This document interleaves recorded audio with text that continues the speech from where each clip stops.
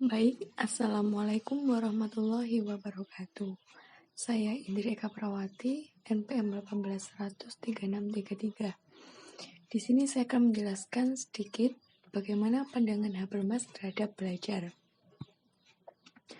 Menurutnya, belajar baru akan terjadi jika ada interaksi antara individu dengan lingkungannya. Lingkungan belajar ini yang dimaksud yakni lingkungan alam maupun lingkungan sosial, sebab antara keduanya tidak dapat dipisahkan. Menurut Habermas, belajar ini terbagi menjadi 3. Yang pertama belajar teknis atau technical learning, belajar praktis atau practical learning, dan belajar emancipatoris atau emancipatory learning. Yang pertama belajar teknis. Belajar teknis ini adalah belajar bagaimana seseorang itu dapat berinteraksi dengan lingkungan alamnya secara benar. Pengetahuan dan keterampilan apa yang dibutuhkan dan perlu dipelajari agar mereka dapat menguasai dan mengelola lingkungan alam sekitarnya dengan baik. Nah, oleh sebab itu, ilmu-ilmu alam atau sains sangat dipentingkan dalam belajar teknis ini. Nah, yang kedua, yakni belajar praktis atau practical learning. Nah, belajar praktis ini adalah belajar bagaimana seseorang itu dapat berinteraksi dengan lingkungan sosialnya, ya dengan orang-orang di sekelilingnya dengan baik. Nah, kegiatan belajar ini lebih mengutamakan terjadinya interaksi harmonis antar sesama manusia. Nah, yang ketiga, belajar emansipatoris atau emancipatory learning. Belajar emansipatoris ini lebih menekankan upaya agar seseorang itu mencapai suatu pemahaman dan kesadarannya. Nah, seseorang mencapai suatu pemahaman dan kesadaran yang tinggi, ini akan terjadi perubahan atau transformasi budaya dalam lingkungan sosialnya. Untuk yang selanjutnya, yakni pandangan Bloom dan Krawowi terhadap belajar. Nah, menurutnya, lebih menekankan perhatian pada apa yang mesti dikuasai oleh individu atau sebagai tujuan belajar setelah melalui peristiwa-peristiwa belajar. Nah, tujuan belajar yang dikemukakan ini dirangkum ke dalam 3 kawasan yang dikenal sebagai sebutan taksonomi Bloom. Ketiga kawasan taksonomi Bloom ini yakni yang pertama domain kognitif, domain psikomotorik, dan domain afektif. Yang pertama domain kognitif. Domain kognitif ini terdiri atas 6 tingkatan. Yang pertama yakni pengetahuan atau knowledge.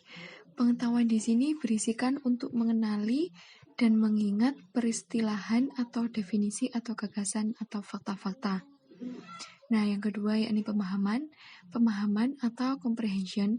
Di sini berisikan kemampuan mendemonstrasikan fakta dengan gagasan, mengelompokkan dengan membandingkan atau menerjemahkan.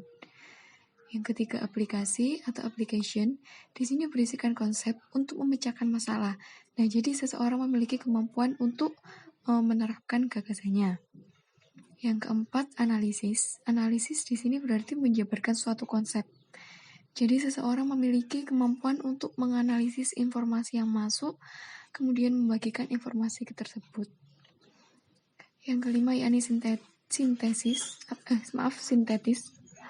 Sintetis di sini berarti menggabungkan bagian-bagian konsep menjadi suatu konsep utuh. Jadi seseorang akan mampu menjelaskan struktur yang belum utuh itu atau sebelumnya tidak terlihat sehingga mampu menghasilkan solusi yang utuh. Yang terakhir yakni evaluasi. Evaluasi di sini berarti kemampuan untuk memberikan penilaian terhadap gagasan. Jadi membandingkan nilai-nilai, ide-ide atau metode.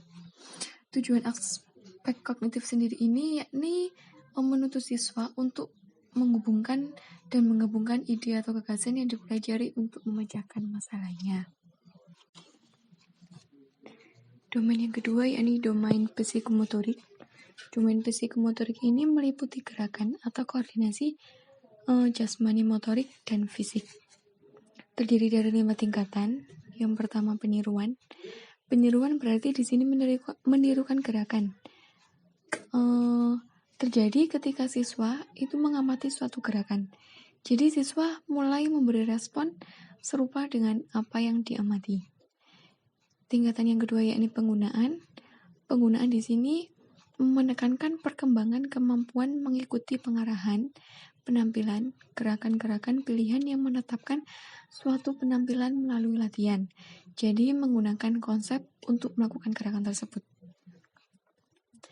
Tingkatan yang ketiga yakni ketepatan.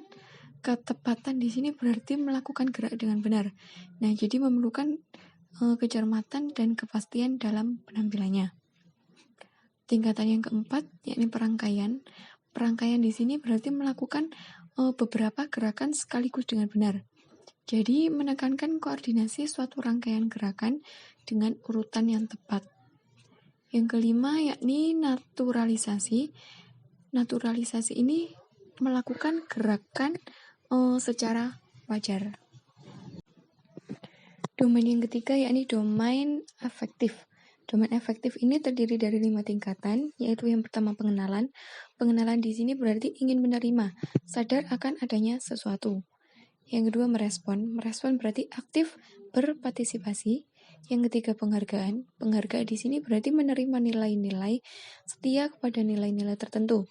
Yang keempat pengorganisasian berarti menghubung-hubungkan nilai-nilai yang dipercayainya. Yang terakhir pengalaman. Pengalaman di sini berarti menjadikan nilai-nilai sebagai bagian dari pola hidupnya.